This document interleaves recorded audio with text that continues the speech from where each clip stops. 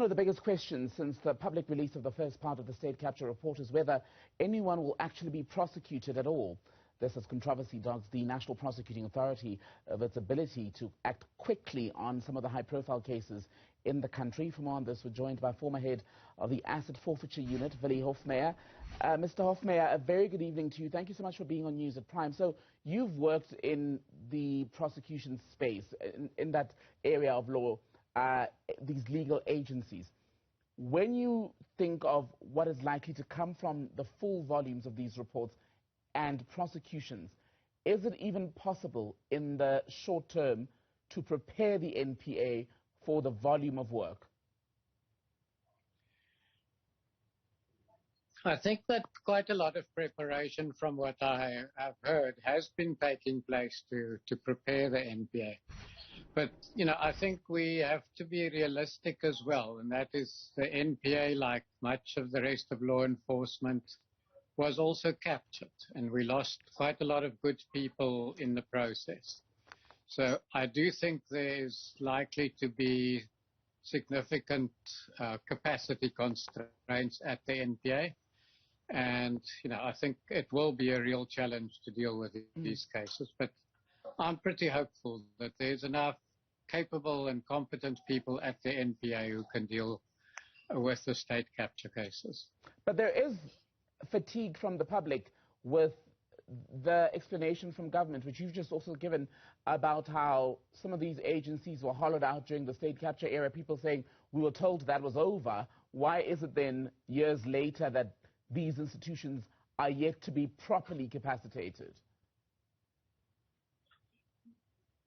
I think the country as a whole has had severe budgetary constraints, and I think that has impacted significantly on the capacity of the NPA and the Hawks as well, obviously, because they are a critical partner in having to do the investigations. So, I think we must just be realistic about what can be achieved, and that we're not going to see miracles. Many of these big, complicated white-collar crime cases will probably take 5-6 years in court once the case starts, because that's been our experience in the past, that, white-collar criminals will do everything to drag out their cases because the last thing they want to do is to get a verdict at the end. And the head of the NPA, Advocate Shamila Batoyi, has already said that the NPA is not going to wave a magic wand, and those aren't her words, and make things happen. And she said that bowing to public pressure to act with super speed, shall we say, would lead to mistakes in the investigative processes, which would ultimately compromise the prosecutions themselves. But is there a way at all to balance the pressures on the NPA and the need to be thorough in its processes, but also understanding that the country is at a moment where it has been tested so much that in order to regain the trust, the confidence of the public, park the politicians, something needs to happen almost instantly? No, I agree with your analysis here, and I think the public is really impatient. I think the process of building capacity in the NPA has been going on for a couple of years now already, so it should be in a much better position than it was before. But, I just want to reiterate that when you're dealing with complicated economic crime cases, those cases take a very long time. They take very skilled prosecutors to work on them. So we just mustn't expect that there's going to be instant results.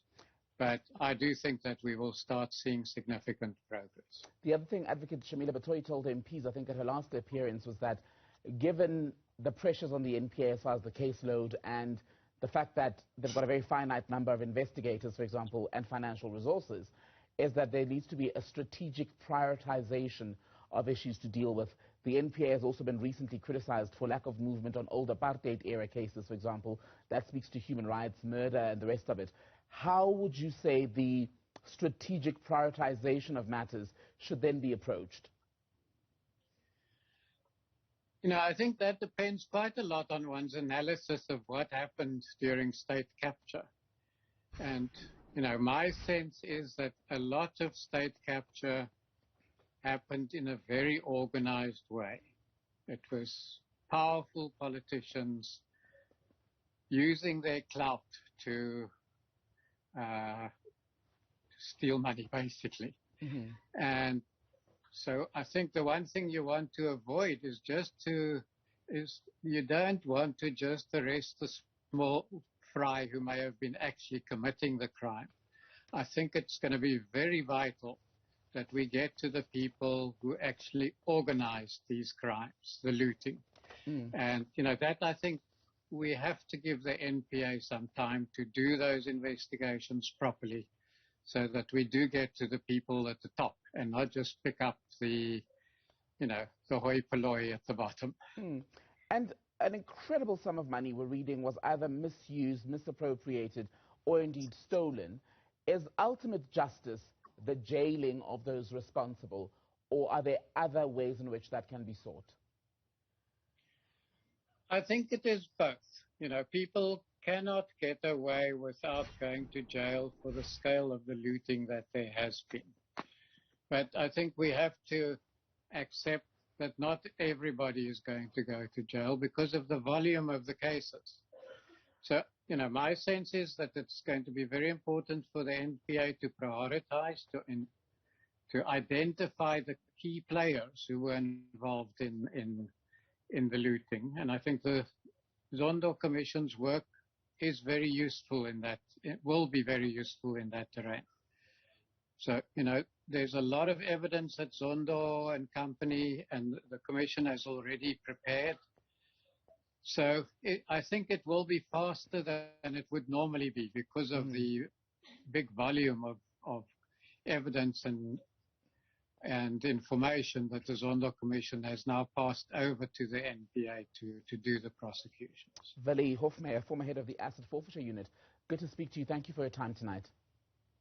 It's a pleasure.